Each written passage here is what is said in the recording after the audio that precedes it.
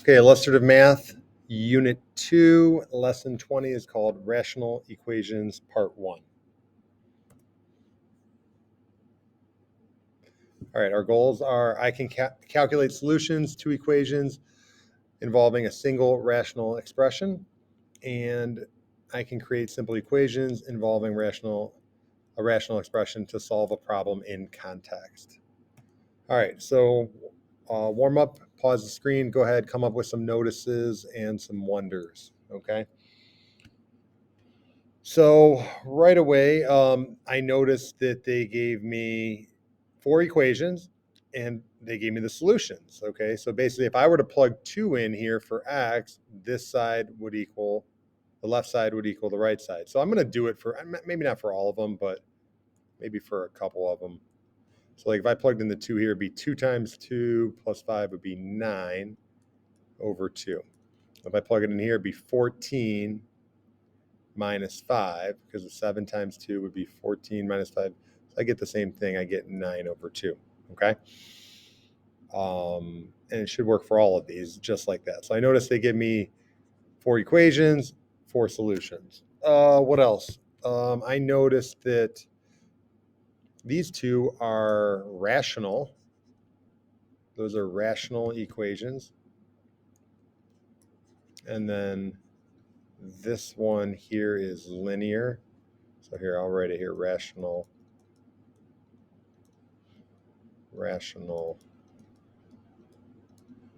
This is linear.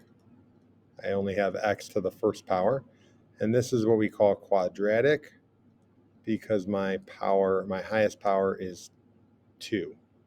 Okay.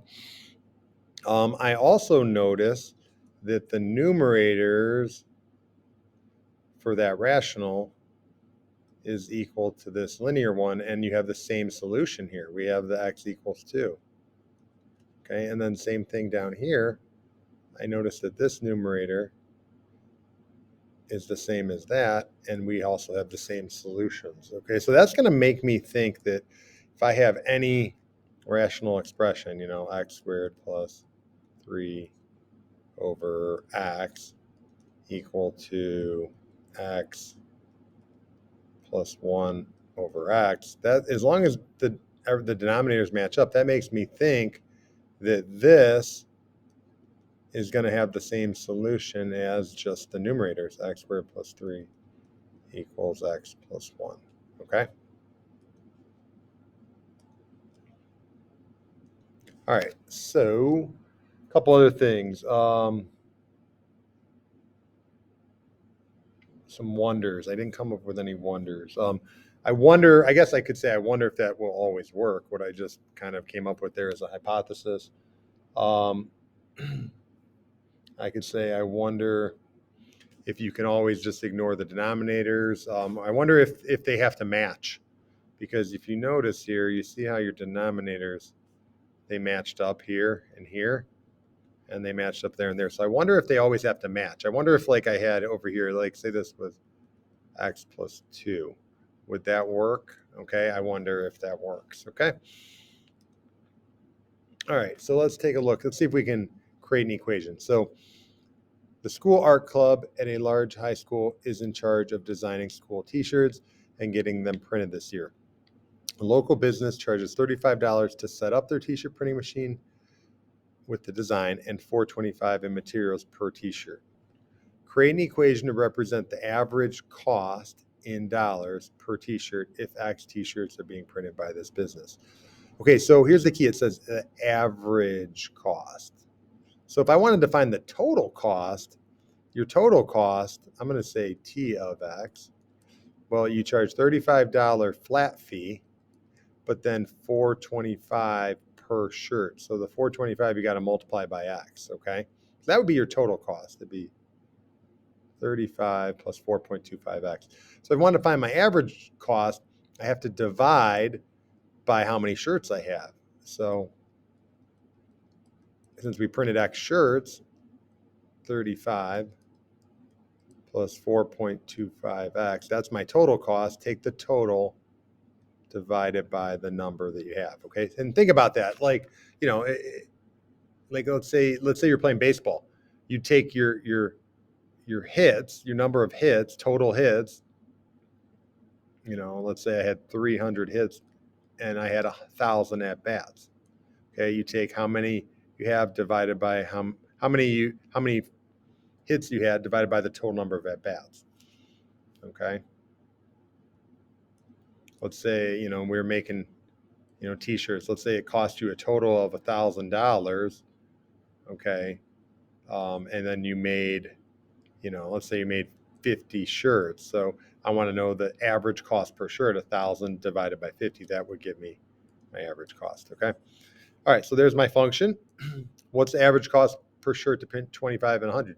So the function's useful now because now I can find out what the average cost is for different numbers. So I'm going to find C of 25. So it's 30 plus 4.25 times 25 divided by 25. And what does that give me?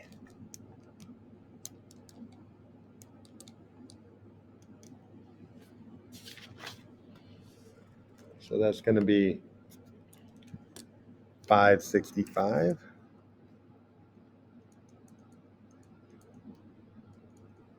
And then if I want to find C of 100, 35 plus 4.25 times 100 divide by 100. And that's going to be less. That's going to be $4.60. Okay. So you can tell the more shirts you pay, the cheaper it costs per shirt, because what's happening is although you pay $4.25 per shirt, it's like this $35 is like less of a chunk of each shirt. All right, what's the cheapest, the average cost per t-shirt we'll ever get? Explain or show your reasoning. So what's kind of happening here is you kind of got a horizontal asymptote situation going here. So if I go back to my Bobo Boatin eats DC, okay, and if you haven't watched my other lessons, Bobo stands for, this is how you find horizontal asymptotes. Bobo stands for bigger on bottom 0. So that means your horizontal asymptotes y equals 0. Bigger on top none. And each DC stands for exponents are the same, divide coefficients. Okay, so if I look here, if this is my function, the highest power on the top is 1, and on the bottom it's 1. So this is going to be an each DC. So divide coefficients. So it's going to be y equals 4.25 over 1, because the coefficient there is 1. Okay, so basically what happens is you got this horizontal asymptote here at 4.25.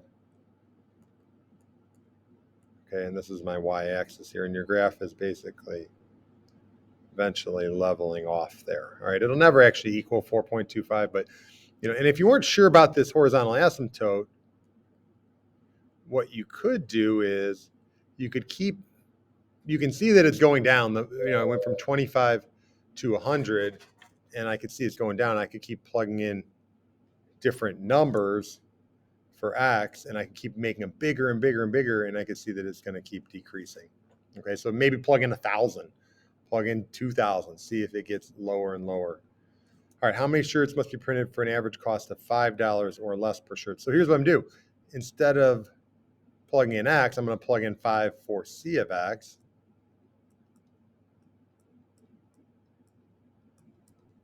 And then I'm going to use a little algebra. So I don't like this fraction here, so I'm going to multiply each side by x to get rid of that. So that leaves me with 5x equals 35 plus 4.25x. Let's move this over here by subtracting. So I'm going to subtract.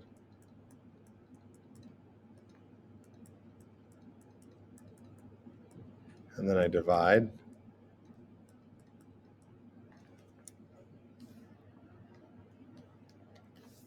And I get 46.66.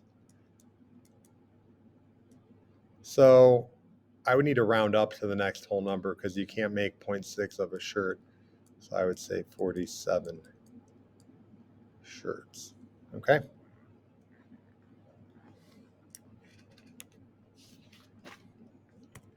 All right, on to the next one here. Okay.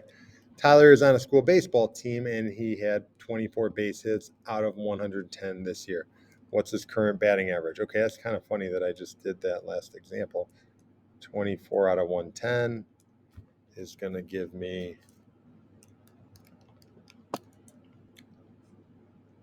0.218. Okay. He wants to raise his batting average to 300. How many of the next consecutive at-bats need to be base hits to raise his batting average to 300? Write and solve an equation to describe this situation using the number of consecutive base hits. Be prepared to explain how you wrote your equation and your solving steps. Okay, so right now, basically, it's going to be, your average, I'll just say A, equals 24 hits out of 110 at-bats. Well, we're going to add X hits. So if you're getting a hit, you have to add it to the at-bat, right? So let's say it takes him 10. I'm just making up a number. 24 plus 10 would be 34 hits. Well, you'd also have 10 more at-bats, okay? And here's the thing. I want my average to equal 300. So I'm going to put point 300. So I'm going to plug that in for the average. Okay. Now I don't like this division, so I'm going to multiply each side to get rid of that. I got to kind of put it in parentheses here. And I'm going to do a little algebra. I'm going to distribute this. So 110 times 0.300 is 366.7 plus 0.300x equals 24 plus x. So let's do this. Let's move the 24 over to the left.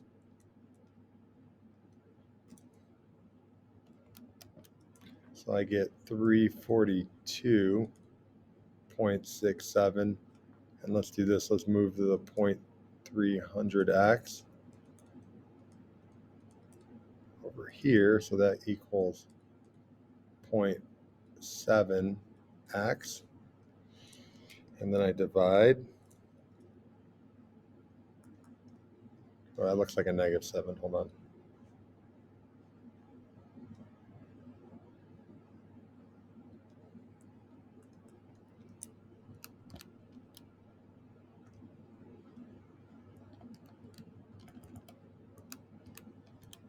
So I'm going to get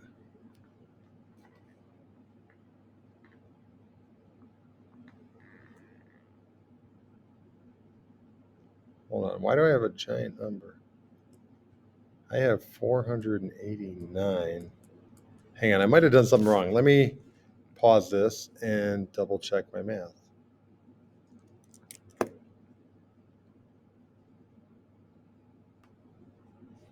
Okay, I found my mistake. This is not 366.7. Whoops. This should have been 33.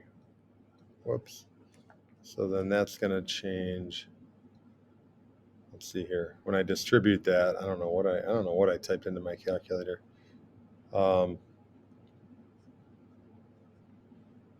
That's going to be 33 minus 24. That's going to be 9. There we go. That might make a little more sense. 9 divided by 0.7 is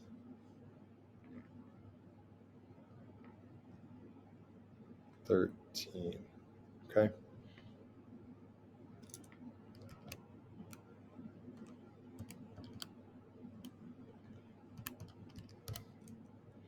So let me double check this here. So I multiply there.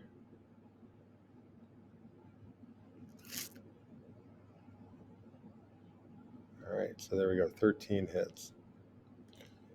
All right. Unfortunately, Tyler gets no base hits in his next 3 at-bats. Revise your equation, then calculate how many of his next consecutive at-bats need to be base hits to raise his batting average to 300. So, all right. So let's think here. We start out with 24 out of 110, but then he got no hits. So he's going to have 24 out of 113 because we have 3 more hits that are, or 3 more at bats with no hits. So the hits will stay at 24, but he had 3 more at bats. So we want it to equal 300. So you got to have X more at bats and X more hits. So X more hits up top, X more at bats down there. So it's kind of the same process. 113 plus X. I'm sorry, whoops. 113 plus X on both sides. So that's times. These are gone. These are gone. So I'm going to do a little distributing here.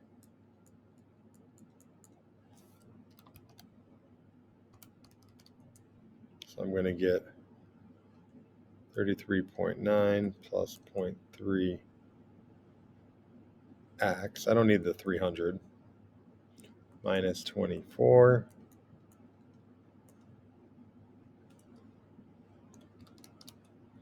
So I'm going to get 9.9, and then let's minus 0.3X.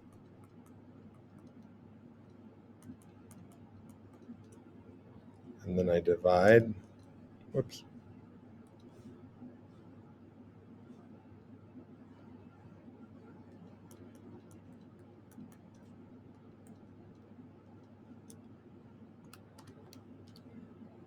So that's going to be 14.14. So you need to round up because 0.14, you can't have 0.14 of a hit, and 14 won't be enough.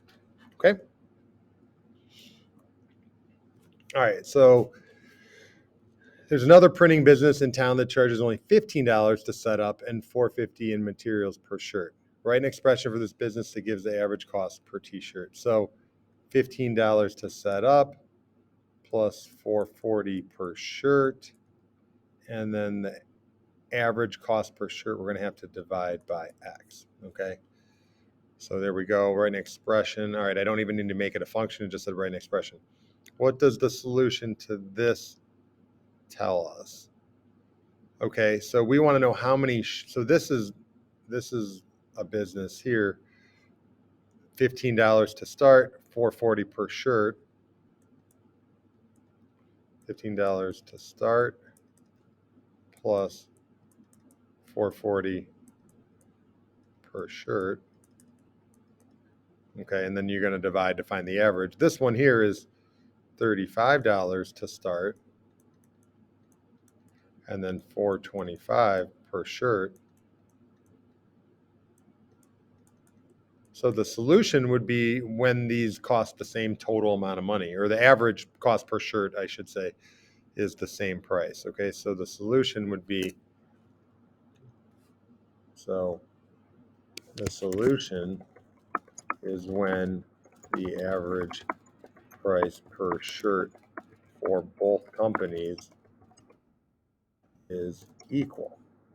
Okay, so you'd have to solve that and find X. Now, we kind of learned in the warm-up, but I didn't fully tell you, but when the denominators are the same, see how we have X and X, we can just set the numerators equal. So it doesn't ask us to do that, but if I wanted to find it, I could just set the numerators equal. And those are both linear equations. So it would be pretty easy to just minus 4.25x from both sides, minus 15, and then divide. Okay.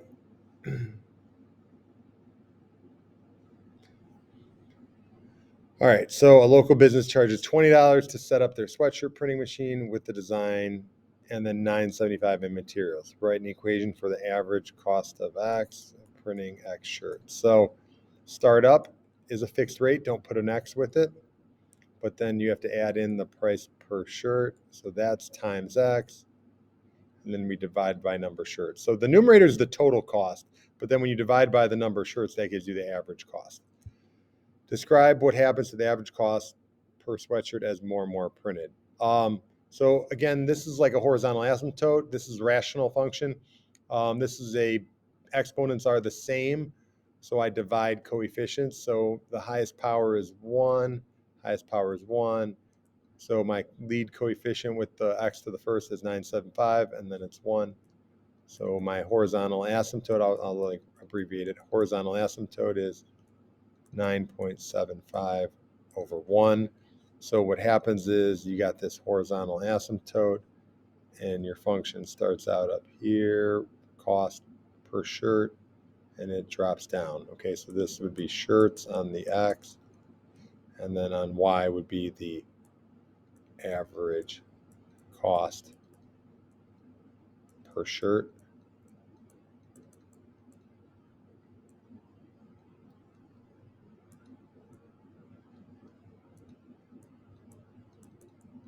On the y. So, it would look something like this here, and this is at 975. Okay, so that's what's happening. So I would write here, I would say, as the number of shirts increases, the price per shirt gets closer and closer to 975. Okay? So, hope you enjoyed this lesson. Thank you for watching.